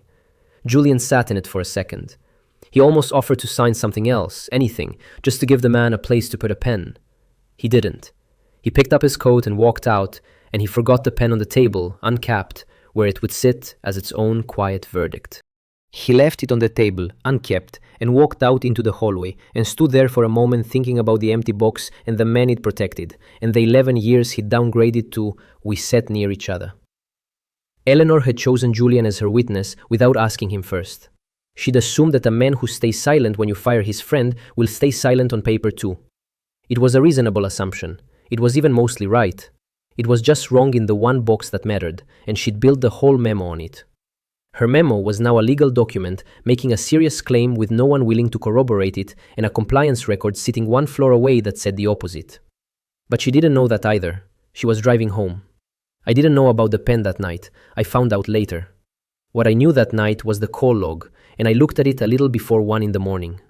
I'd gone to bed early, like I said, but I woke around 1:45 the way you do when something big is close, surfacing out of sleep for no reason, and I reached for the phone out of habit. 4 missed calls, Eleanor Hayes, 1 voicemail. I lay there and looked at it in the dark, the little screen the only light in the room, and I want to tell you the hardest thing I did all week, harder than the firing, harder than the 8 months of quiet before it. I did not tap it. I did not call back. I did not type a single word. Everything in me that had spent 11 years being useful, being responsive, being the guy who picks up, wanted to answer the phone, and I let it ring in the past, unanswered, and did nothing. Because doing nothing was the whole plan, and it was the only part of the plan that was hard. The buying was easy, that was math. The waiting was easy enough, that was patience. But not answering Eleanor Hayes at 1 in the morning when she'd finally, after 8 months, said my name like it mattered, that took everything. There's a part of you that a place like that trains for a decade, the part that jumps when the boss calls, and it doesn't care that you own the building now. It just hears the phone and wants to be good. I understood, lying there, why most people never get to Friday. It isn't that they can't buy the shares or build the case. It's that somewhere around Thursday night, someone they used to answer to calls them, sounding human for once, and they pick up. They pick up and they explain, and in explaining they hand back all the quiet they spent months earning. The whole reversal lives or dies on one refused phone call in the dark. I did listen to the voicemail, once. There was no miscommunication. Let me be precise, since she was reaching for imprecision. She said, on Monday, in front of 40 people, "Clear your desk. You are never going to amount to anything here, and I want this entire office to understand that I do not tolerate underperformance." That is very clear communication. Eleanor Hayes has always been a profoundly clear communicator. I have genuinely admired that about her for years. The word she wanted on Thursday was not miscommunication. The word was consequences. But you can't leave that voicemail. You can't call a man and say, "I have realized, 4 days too late, that I built my whole quarter on your work and then fired you in front of everyone. And now the ground is doing something I don't understand and I am frightened." So you say miscommunication and you say opportunities and you hope he's still the kind of man who picks up. I made 1 call before I put the phone down. The building's facilities line runs a night desk and a tired voice answered, and I kept it short and flat. "Hi, I need to confirm a directory and parking update for tomorrow morning. Under the ownership record filing. Yes, the reservation and the lobby board. Effective at open. Thank you." I hung up. 1 more call. Facilities. The last small thing. There's a version of a man who forgets the parking sign in all of this. I am not that man. I've thought about that sign since Monday. I set the alarm for 7, though I knew I wouldn't need it. I'd been waking before it all week, and I'd wake before it tomorrow. Before the city, before Eleanor finished her coffee. I put the phone on the counter, screen up, the call log still glowing. 4 calls I would never return. 1 voicemail I would never answer. 8 hours. I went back to sleep. It's the strangest thing. I slept. Part 8. I woke at 6:40, before the alarm, the way I'd known I would. The city was still grey. I lay there for a minute doing nothing, which was, by then, a skill I'd practiced all week and could finally retire. Then I got up and got dressed, slowly, like a man with all the time in the world, because for the first morning in 8 months, I did. I put on the jacket. I'd pressed it the night before. I want to be honest about that, because it says something about me that I'm still deciding how to feel about. I pressed the jacket at 10:43 on Thursday night, hours before a corporate acquisition filing cleared, as though the filing might notice the crease. I'd also shine my shoes. The filing was going to be airtight whether or not my shoes were. But I shined them. 8 months of work, a company changing hands, 40 people about to relearn my name, and I stood in my kitchen Thursday night buffing a pair of shoes. I stand by the jacket. I stand by the shoes. Some things you do for the version of yourself that gets to walk back in. My sister texted while I was making coffee. "Still on for Sunday? You sounded weird Tuesday." I typed back, "Still on. I'll explain Sunday." She'd read about it by then. Everyone would. There are worse ways for a family to learn what you've been doing than a headline, but not many, so I owed her a real conversation over a real dinner. Sunday, after. I didn't eat much. I wasn't nervous, exactly, but there's a specific hum in the body on the morning a long thing ends, and food felt beside the point. I drank the coffee. I checked the time. I did not check the platform. There was nothing left to confirm. The confirming was done. Today was the collecting. At 8:47 that morning, while I was knotting my tie, the thing I'd built quietly clicked over from private to permanent. I didn't see it happen. I didn't need to. I'd seen it 100 times in advance. But Arthur Wallace saw it. Arthur was at his desk early, the way he always was, monitor angled toward him, coffee going cold at his elbow. A notification came up on his screen, a public filing. He opened it, because Arthur opens everything, and he read the line that changed his Friday. Leo Sterling Acquisition Holdings LLC, 51% of outstanding shares. Filed, effective, 8:47 a.m. Arthur's face, I'm told, did nothing. Arthur has a great face for this. He read it once. He read it again. Then he picked up his phone and dialed his own legal team. And when they answered, he asked them exactly one question. Is this airtight? Pause on the line. Whatever they said took a few seconds. Arthur listened. Then he hung up. He didn't say thank you. He didn't say anything else, because there was nothing else the moment required. He just set the phone down and looked at the name on his monitor. The name of a man he'd watched get walked out of the building 4 days earlier with a cardboard box. While Arthur was reading, the building was already mine in a way you could see with your own eyes, if you happened to be standing in the lobby. Down at the entrance, near the elevators, there's a directory board. Names, floors, the reserved parking list under glass. Sometime overnight, a facilities tech had made a small update to that board, the kind of update nobody watches happen.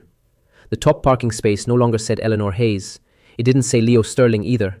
It said the name of my holding company, small and official under the glass. The same name that was at that moment sitting on Arthur's monitor 2 floors up. That change had cost me one phone call at 1 in the morning to a tired man on the facility's nightline, and it was the least necessary item on my entire list. The filing didn't need the sign changed. The company was mine, whether or not a piece of laminated paper in a lobby agreed. But I wanted the paper to agree before I walked in.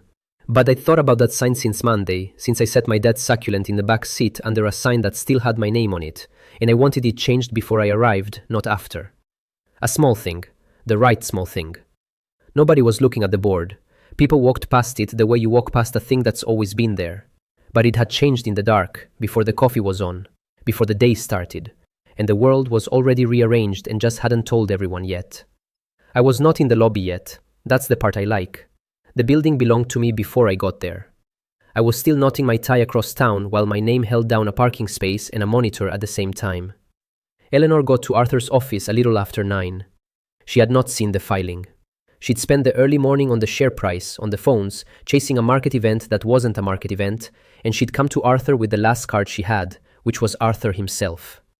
She stopped in his doorway. She did not sit. You didn't sit in Arthur's office unless things were fine, and some animal part of her already knew things were not fine. Arthur, I need the emergency lock approved before we're too exposed, she said. The share movement isn't organic. I think there's an outside party accumulating. If we don't act this morning, we could lose control of the register. It was, honestly, a good read. Late, but good. There was an outside party accumulating. She'd finally seen it clearly. She just hadn't seen who, and she was about 12 hours and 1 filing behind the answer. Arthur was already looking at his monitor when she started talking. He didn't look up while she spoke. He let her finish the whole request, every word of it, the way you let someone finish describing a plan to catch a train that has already left the station. Then he said it, still looking at the screen, not at her. Eleanor, the filing already went through. He said it the way you tell someone the time when they ask if they've missed their flight. Not cruel, not warm, just a fact already over, delivered to a monitor. Eleanor looked at the screen. From the doorway she could see it, not all of it, but enough. The name of the holding company, the number, 51%, the timestamp, 8 storing, 47 minutes before she walked in, 47 minutes in which the thing she'd come to prevent had stopped being preventable and started being history. Her face did a thing I wasn't there to see, but Arthur described later, in his flat Arthur way, and it has stayed with me. He said her face went through 3 expressions and then stopped on none of them. Whatever the first 2 were, disbelief, calculation, they didn't hold, because there was nothing underneath to hold them up. The 4th expression, the one that should have come, the plan, the counter, the angle, never arrived. There was no angle. She stood in the doorway with a face that had run out of faces. I've thought about what she must have felt in that half second of reading the screen, and I don't think it was fear exactly. Fear is what you feel when something might happen. This had already happened, and there is no strategy left for a thing that is already done. What she felt, I think, was the specific vertigo of a person discovering that the ground they'd been standing on all week had been gone for 47 minutes, and no one had told them they were already falling. Everything she'd done since Monday had been the confident, competent move for a situation that did not exist. She'd managed a personnel problem that was actually an acquisition. She'd papered a file against an underperformer who was actually the buyer. She'd called a compliance meeting to control a flag that was actually the case against her. She'd asked Arthur to lock down the register against an outside party who was, at that moment, 47 minutes into owning the majority of it. Every move was right for the wrong story. She'd been playing chess against a game of a different name. She didn't speak. What was there to say? You cannot argue with a timestamp. She'd learned that in the compliance room on Thursday, and here it was again, 47 minutes old and public and hers to live inside now. Arthur looked at his monitor a moment longer. Then he picked up his phone again, and this time it wasn't to call Eleanor, wasn't to strategize with her the way he had 100 times before when the board got difficult. He dialed someone else. "I think you should speak to legal," he said. To her, finally, but only that, and only halfway, his attention already moving to the call connecting in his ear. And that was the whole thing. That was how the last relationship Eleanor trusted inside that building ended. Not with a fight, not with an accusation, with a man looking at a screen instead of at her, telling her the time. Here is what I keep coming back to about that doorway. Arthur didn't choose me over Eleanor. Arthur didn't turn on her, didn't betray her, didn't do anything but read a public document and state what it said. He wasn't her enemy, he was just done being her shelter, because the weather had changed and shelters don't argue with weather. She'd built that moment herself, brick by brick, all week. Thursday night she'd gone to Arthur afraid and wouldn't tell him why, and fear without a reason is the one thing that makes a man like Arthur start checking your story against other stories. So he'd spend the night uneasy. And when the filing landed at 8:47, he didn't read it as a shock. He read it as the answer to a question she'd planted in him herself. The compliance finding from Thursday had reached his desk too, of course. Arthur had spent his uneasy night with two documents forming in the background. A review that said the models were stolen, and the memo, hers, that said the models were bad, and mine. He hadn't needed to referee them. The filing arrived and refereed them for him. One of the three stories she'd been telling all week had just been notarized by the government, and it wasn't either of hers. She chose Thursday's silence. She chose Friday's timing. She chose to stand in that particular doorway of all doorways and ask the one man she trusted to save her at the exact moment his monitor was explaining that she was already gone. 2 floors down, Julian found out the way most of the building found out. On his phone. Somebody dropped the filing link into a work channel with no comment, just the link, because some news doesn't need a caption. Julian opened it at his desk. Leo. Sterling Acquisition Holdings, LLC. 51% of outstanding shares. Effective this morning. He read it. Then he read it again, slower, because the brain does that with the sentences it isn't ready for. Makes you take them twice to be sure they say what they say. It said what it said. He set the phone down on his desk. Next to it, still uncapped from Thursday, was the pen from the compliance room. Someone had returned it to his desk, and he hadn't capped it, and he didn't notice it now. He wasn't looking at the pen. He was looking at the empty chair, 2 desks over. The chair where Leo had sat for 11 years, where he'd built the models that made the quarter, where he'd looked out the window on Monday morning and said the building would look different by the end of the week. It was empty. It had been empty all week. And now Julian understood, fully, what had been sitting in it, and what he'd let walk out of the room without lifting his eyes. He didn't move for a long time. There's a specific stillness to understanding something too late, and Julian sat in it, the phone glowing beside him, the filing still up, his week collapsing into a single clear picture. He'd bet everything on the idea that being easy beat being right, that proximity to Eleanor was the safe place to stand. And the safe place had just posted 51% to a public filing and was, at this moment, somewhere in the building, wearing a pressed jacket. Around him, the floor was starting to understand it too. He could hear it moving through the desks in waves, the way news moves through an open-plan office, a rise in the pitch of the murmur, a phone held up, someone saying, "Wait, is this real?" Someone else saying, "It's the SEC site, it's real."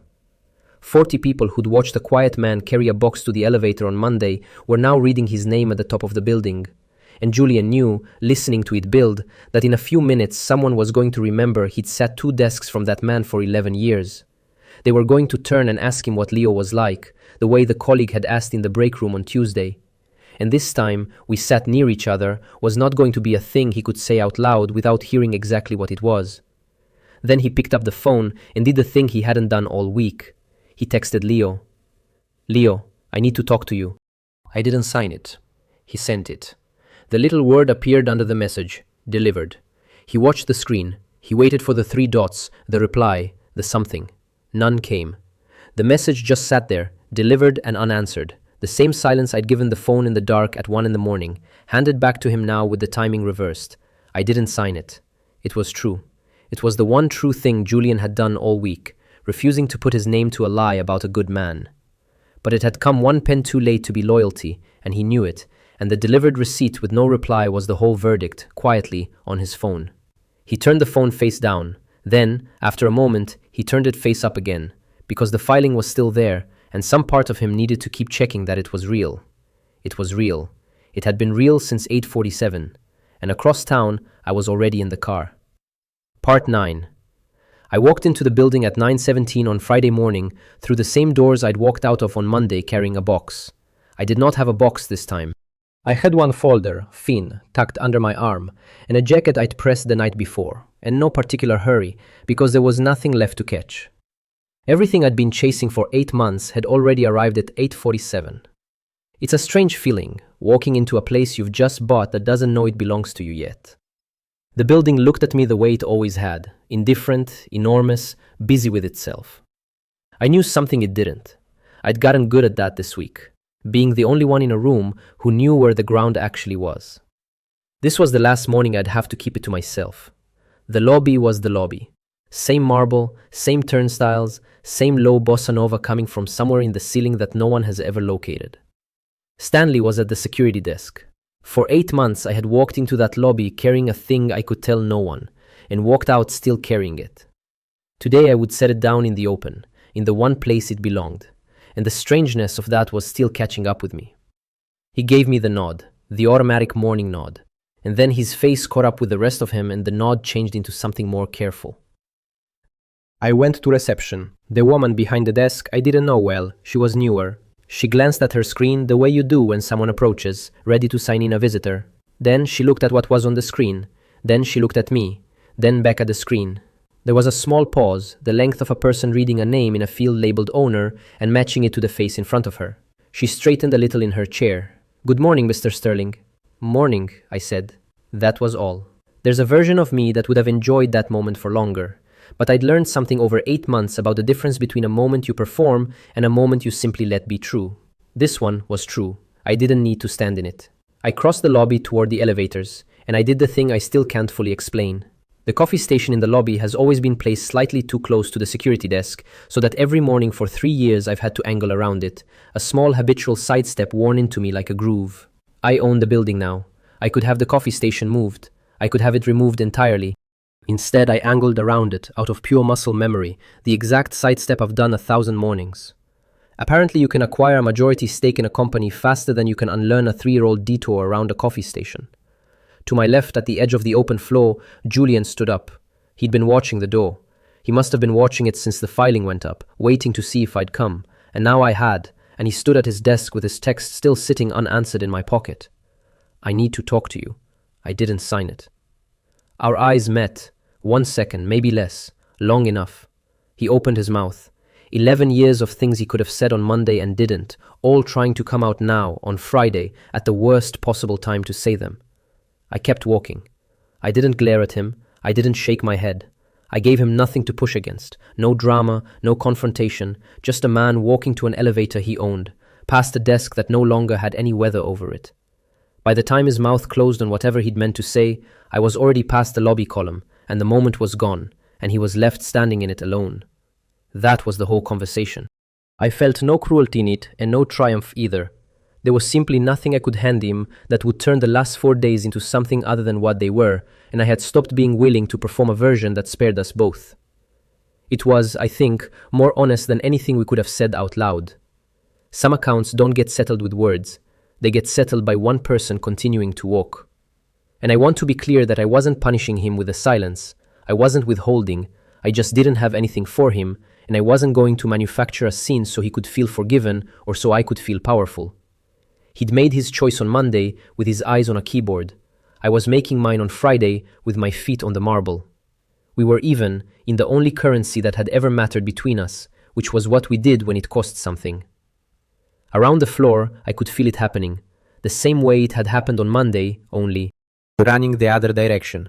Heads coming up, the pause in the typing. 40 people who'd watched me carry a box to the elevator 4 days ago, now watching me walk back in under my own name. Nobody said anything. Nobody had to. On Monday, the silence had been aimed at me, a room waiting for the quiet man to break. This time, the silence was something else. It was 40 people rearranging, in real time, everything they thought they'd understood on Monday. I did not look at the lobby directory as I passed it.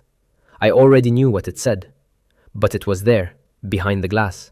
My holding company's name in the slot where Eleanor's had been since before I ever started, changed in the dark by a tired man on the nightline who had no idea he was hanging the last piece of a story. I pressed the elevator button. I waited. The doors opened. There was already someone in the elevator. A man from one of the lower floors, a lanyard, a coffee, the ordinary uniform of a Friday. I got in. He pressed his floor. I pressed the top one. The doors closed and we rode up together in the particular silence of two strangers in a box. The music was playing. The bossa nova.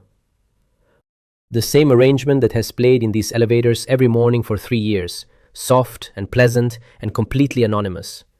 This was the most normal elevator ride I have ever taken. I own the building. The music is the same as it has always been. I am fairly sure it's a bossa nova arrangement of a song I have never once been able to identify in 3 years of hearing it at the start of every working day. I never learned what it was. I suppose I could find out now. I could probably have someone email me the playlist by lunch. I suppose I will, eventually. Not today. Today I have one more thing to do, and it is not about the music. The man got off at his floor without a word or a glance. The doors closed again. I rode the rest of the way up alone, and the music played, and I let it. The doors opened on the top floor.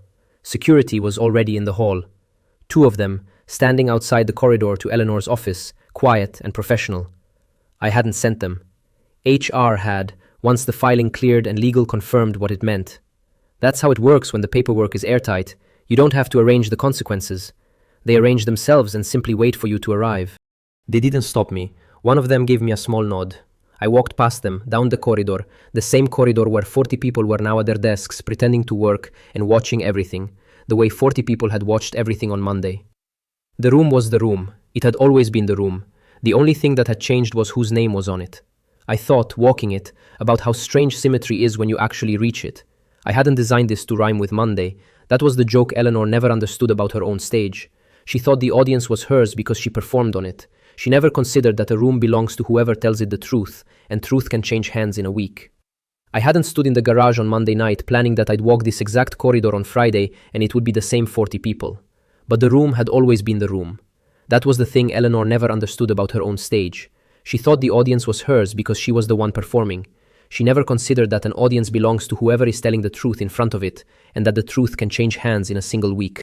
On Monday, she had used this space to make a point about power, that she had it and I didn't, and that everyone should see the difference. I was about to make the same point in the same space with 1/10 of the words. That's the part I'd thought about most. Not revenge exactly, symmetry. The universe rarely lets you close a loop this cleanly, and when it offers, you press the jacket and you show up. Eleanor's door was open. She was at her desk, her phone in her hand, though she wasn't using it, just holding it, the way you hold something when you've forgotten you're holding it. She'd heard the security in the hall, or felt them, the way you feel weather. She looked up when I came in. She didn't speak first. On Monday, she'd had a whole monologue ready, warm and shaped, performed for 40 people. Now she had nothing, and she knew better than to reach for something. She just looked at me. I set the folder on her desk. I didn't drop it or throw it. I placed it down, squarely, the way you set down something that matters. The way she'd set my name down in a memo 2 days before. It was her employment contract. The same kind of documents she'd controlled for other people her whole career. The same kind of paper that had walked me out on Monday. Now it was on her desk, and that was the one standing. I let it sit there for a second. Then I said the only thing I came to say. You're terminated, effective immediately. Security will escort you out. The parking space is mine too, by the way. Then I turned and walked out. I have been practicing that sentence since Tuesday. I am aware of what it says about a person that he rehearses a single sentence for 3 days. I am choosing not to examine that too closely.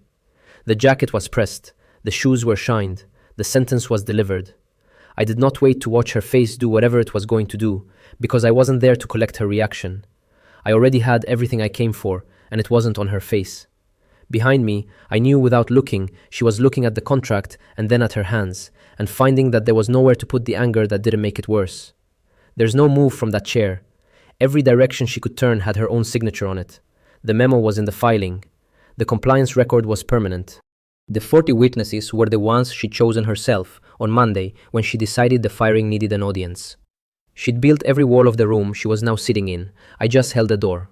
I walked back down the corridor, past the security who were now moving in the other direction toward the office I'd left, past the desks.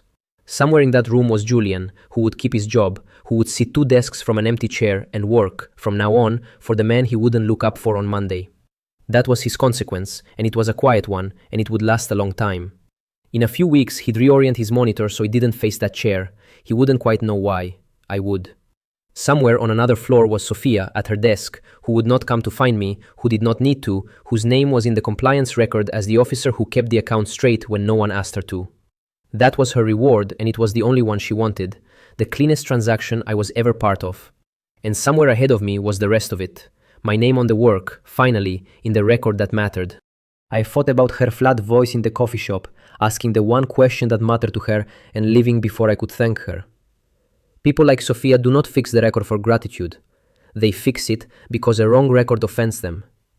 A company to actually run now, which is harder than taking one and less satisfying to describe. A dinner at my sister's on Sunday, where I'd finally tell her what a weird week had been, over food, as a normal man. A life that did not require me to be quiet anymore. I pressed the elevator button. The doors opened. I got in. I pressed the lobby. The music was still playing. I had spent a long time believing that being the best in a room and being invisible in it were the same condition.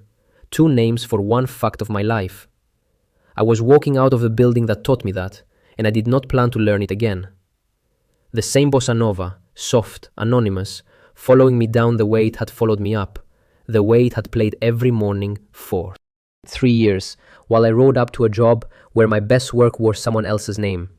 8 months ago, I started this in the quiet, alone, with a plan I couldn't tell anyone, building a door out of a company I'd given my best years to and gotten a green blazer's worth of credit for. I told myself the whole time that I was doing it for the work, for my name on the work, and that was true.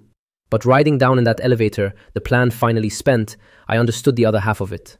I'd done it so I would never again have to be quiet in a room where I was the smartest person and the least visible one. Not because I needed them to know it, because I needed to stop pretending I didn't. I still don't know what the song is. The doors opened on the lobby. I walked across the marble, past the coffee station, around it, out of habit, one more time. Stanley gave me the nod, and this time he meant it, and I gave it back. I pushed through the glass doors into the ordinary loud morning, the same doors, the same street, the same city that hadn't been told anything and didn't need to be. I did not look back. I hadn't looked back on Monday either. The difference was everything.